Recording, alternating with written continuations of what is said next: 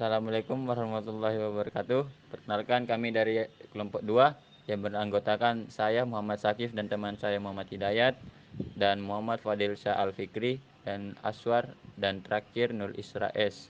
Tugas ini dikerjakan untuk melengkapi tugas pengantar pendidikan yang diajar oleh Dr. Andromeda Valentino Sinaga SSMPD.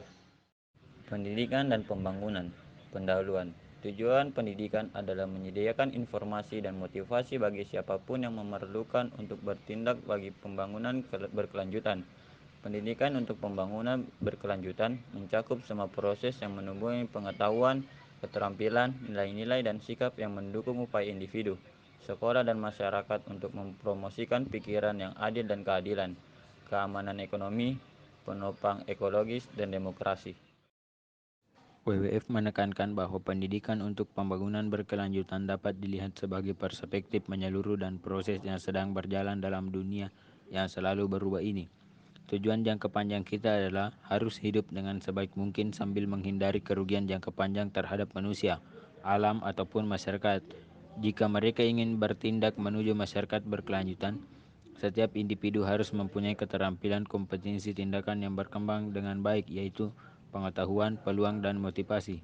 Kompetensi tindakan untuk pembangunan berkelanjutan mengacu pada kemauan dan kemampuan untuk mempengaruhi gaya hidup dan kondisi kehidupan secara lokal dan global dari waktu ke waktu. Ellen Almers, John Coffin, University 2009, mendefinisikan kompetensi tindakan sebagai berikut. Kemampuan untuk terlibat sebagai pribadi bersama dengan orang lain dalam tindakan yang bertanggung jawab, memelihara dunia dengan penuh kasih. Manusia berdasarkan pemikiran kritis dan pengetahuan yang sempurna. Pendidikan bisa dan harus berkontribusi pada misi baru untuk pembangunan berkelanjutan global UNESCO 2015. Pembangunan yang terjadi di dunia sekarang ini tidaklah berkelanjutan.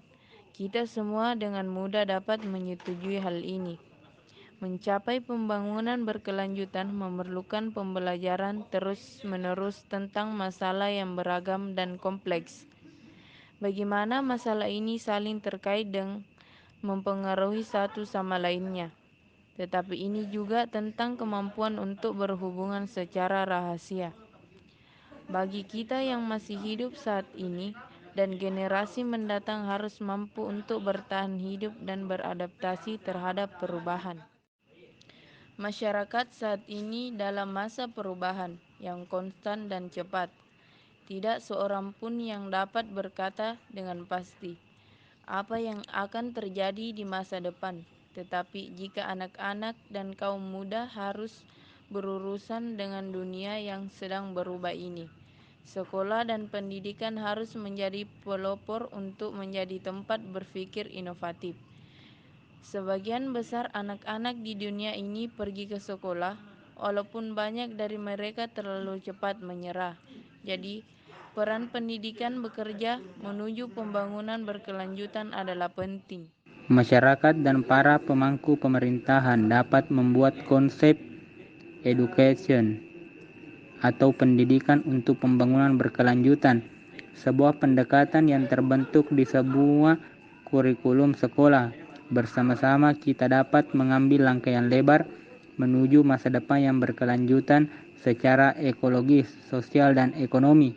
Pendidikan pada umumnya dan pendidikan untuk pembangunan berkelanjutan pada khususnya adalah hak asasi manusia dan pendorong yang kuat untuk pembangun berkelanjutan.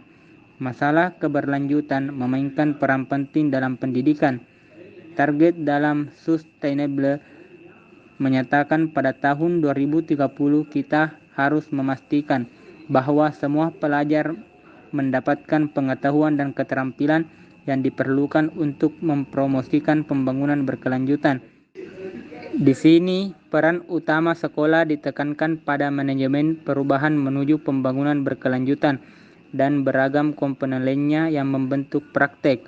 Di banyak negara di dunia, SD dimasukkan dalam dokumentasi peraturan sekolah dan kurikulum. Di Swedia, masalah keberlanjutan dengan jelas dicantumkan di kurikulum prasekolah, sekolah dasar, dan sekolah menengah atas. Di Kamerun juga SD telah diintegrasikan ke dalam sebagian besar kurikulum untuk sekolah dasar, sekolah teknik, perguruan tinggi bagi pendidikan guru, dan sampai batas tertentu dalam kurikulum untuk sekolah menengah atas. Contoh lainnya adalah negara Zambia. Di sana, ESD adalah bagian integral dari pelajaran lingkungan dan digambarkan sebagai nilai-nilai, perspektif, pengetahuan, dan sikap yang berkontribusi terhadap pengukuran ramah lingkungan dan solusi untuk masalah-masalah lingkungan. ESD dijelaskan sebagai sebuah bentuk berbeda dari pendidikan lingkungan yang berfokus pada mengadopsi strategi pendidikan tentang masalah keberlanjutan untuk meningkatkan kemampuan siswa dalam memahami, berpartisipasi, dan menjadi lebih baik dalam mencegah konflik yang diperdebatkan dengan keuntungan ekologis, sosial, dan ekonomi di lingkungan kita.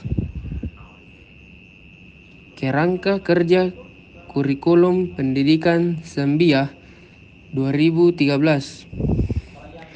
Di Indonesia, dalam UUD nomor 20 tahun 2003 tentang Sistem Pendidikan Nasional, bab 4 bagian ke-1 pasal 5 ayat 1 disebut bahwa setiap warga negara mempunyai hak yang sama untuk memperoleh pendidikan yang bermutu, sedangkan pendidikan untuk pembangunan berkelanjutan dinyatakan dalam rencana strategi Kemendiknas 2010-2014. Di sana disebutkan bahwa pendidikan menghasilkan manusia berakhlak mulia yang menjadi rahmat bagi semesta alam. Manusia yang seperti itu memenuhi kebutuhannya dengan memperhatikan keperluan generasi saat ini dan generasi yang akan datang. Berkelanjutan intergenerasional melalui KTSP, kurikulum tingkat satuan pendidikan, dan kurikulum tahun 2013. Pendidikan untuk pembangunan berkelanjutan sudah tertuang dalam peraturan undang-undang baik secara nasional dan tingkat daerah. Masalah lingkungan sudah terintegrasi ke dalam mata pelajaran yang ada dalam. Para guru memiliki peluang tak terbatas untuk mempersiapkan murid dan kaum muda untuk bisa menjadi warga negara yang baik dan sikap membuat pilihan berkelanjutan. Kesempatan untuk kerja bertema berdasarkan